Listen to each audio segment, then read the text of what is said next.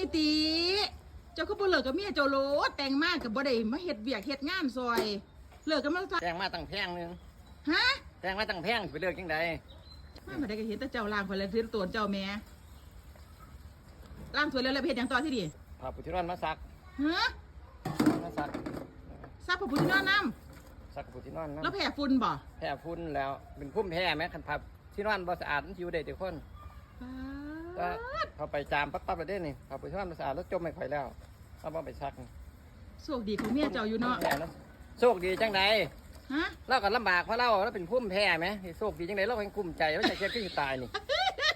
เราอยากเฮ็ด อยากเฮ็ดเรากลุ้มใจยังเราจะบ่ได้เฮ็ดนี่ แต่เราบ่ได้เฮ็ด เราบ่ได้เฮ็ด ก็กลุ้มใจให้กัน กลุ้มใจแล้วก็นอนโซ่มอยู่พุ่นแล้วในบ้านพุ่นแล้วเฮ็ดเวียกก็เฮ็ดบ่ได้ยักไปเฮ็ดจังใดแล้วเราก็ได้เราก็กลุ้มใจเพราะเราได้เดี๋ยวนี้ สู่ต่อไปได้เด้อ เอา แต่งมาแพงเสียดายเงิน ต้องสู้แหล้วเนาะบ่สู้เฮ็ดจังใดเพิ่นสิมาล้างให้ เอ้า